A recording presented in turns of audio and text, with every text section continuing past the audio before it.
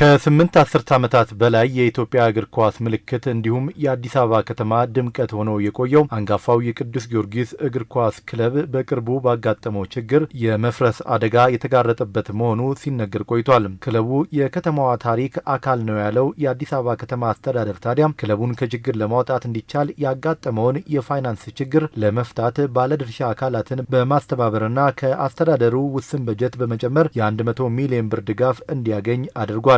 የቅዱስ ጊዮርጊስ ስፖርት ክለብ በአዲስ አበባ ውስጥ ብዙ ታሪክ ያለውና ባለውለታ በመሆኑ ከገባበት ጊዜያዊ ችግር ማውጣት የሁላችንም ኃላፊነት ነው ሲሉ የአዲስ አበባ ከተማ ከንቲባ ወይዘሮ አዳነች አቤቤ በድጋፍ ርክክቡ ወቅት ተናግረዋል። ጊዮርጊስ የደጋፊዎቹ ወይም ደግሞ የተጫዋቾቹ የተወሰነ አካል ብቻ አይደለም፣ ከተማችንን በብዙ መድረክ ላይ የወከለ ነው፣ ስመጥር ነው፣ ባለውለታ ነው።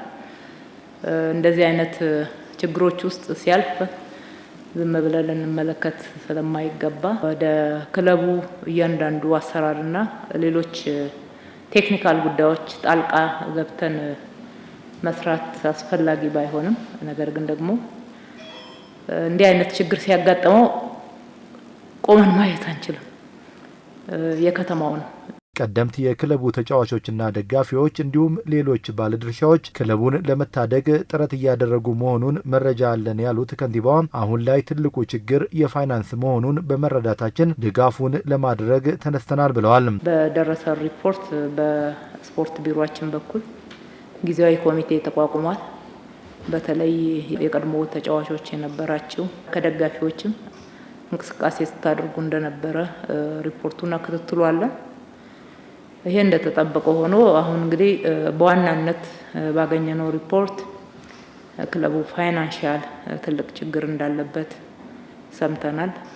ደሞዝም ባለፈው 6 ወር ለተጫዋቾች እንዳልተከፈለ፣ ሌሎች እዳዎችም እንዳሉ ሰምተናል። ቁጥር 1 ስራችን የሚሆነው ክለቡን ማዳን ስለሆነ እዛ ላይ የፋይናንሻል እንቅፋት እንዳያስቆማችሁ ለቢጂአይ እና ለሜድሮክ ባደረግነው ጥሪ ጥሩ ምላሽ አግኝተናል። በቀጣይ ፈጣን ውሳኔዎችን በማሳለፍ ክለቡ ተጠናክሮ እንዲወጣ ለማስቻል ሊሰራ ይገባል ያሉት ከንቲባዋ ሁሉንም አሸናፊ በሚያደርግ ሁኔታ በጋራ መስራት ይገባል ሲሉም ነው የተናገሩት። ቀጣይ ግን ፈጣን የሆኑ ውሳኔዎች እየወሰናችሁ ያለውም ዕዳ ተከፍሎ ተጫዋቾቹም ደሞዛቸው ተከፍሏቸው ሌሎች የቴክኒካል ስራዎች እየተሰሩ ጎን ለጎን ደግሞ ክለቡ ቋሚ በጣም ግልጽ በሆነና ሁሉንም በሚያሳምን አካሄድ የራሱን ቦርድ መምረጥ እንዲችል ከልዩነት ወደ አንድነት መምጣት እንዲቻል ከመከፋፈል ሰብሰብ ብሎ ሁሉንም አሸናፊ በሚያደርግ ደረጃ በጋራ መቆም እንዲቻል መስራት ይጠበቅባቸዋል። ክለቡን ለማዳን በሚደረገው እንቅስቃሴ የተሰጠው ገንዘብ በአግባቡ ስራ ላይ እንዲውል ያሳሰቡት ከንቲባ አዳነች ክለቡን ለማዳን ለሚደረገው እንቅስቃሴ አስተዋጽኦ እያደረጉ ላሉ አካላት ምስጋና አቅርበዋል። ገንዘቡን ስናስረክብ ያው ወደፊት በህጋዊ አሰራር ስለመሰራቱ ኦዲት የሚደረግ ነው የሚሆነው። ክለቡን ለማዳንና ክለቡ ወደ ተሟላ ጨዋታ መግባት እንዲችልና እንቅስቃሴ መግባት እንዲችል በሚያስደርግ ደረጃ ማኔጅ ይደረጋል ብለን እናምናለን። አደራ ነው የምንሰጣቸው ማለት ነው። ሜድሮክ ኢንቨስትመንት ግሩፕ ከጊዮርጊስ ጋራ የተቆራኘ ትልቅ ታሪክ ያለው ነው። ብዙ ኢንቨስት አድርጎበታል። በቅርብ ጊዜ በተፈጠሩ ጉዳዮች ወደ ኋላ ሳይል ጥሪ ስናደርግ ለሰጠን መልካም ምላሽ ማመስገን እወዳለሁ። ቢጂአይንም ለሰጠን መልካም ምላሽ ከልብ ማመስገን እወዳለሁ።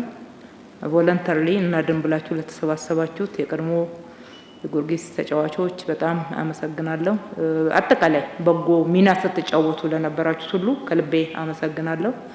የስፖርት ቢሮአችንም ስታደርጉ ለነበረው ጥረት በጣም አመሰግናለሁ። ይሄንን መነሻ አድርገን እንግዲህ በሚቀጥለው ወደ ትልቅ ውጤት እንደምንመጣና በድል እንደምንገናኝ ጊዮርጊስ ወደ ትልቅ ሞገሱ እንደምትመልሱት እምነት ጥለንባችኋል ማለት ነው። በጣም አመሰግናለሁ።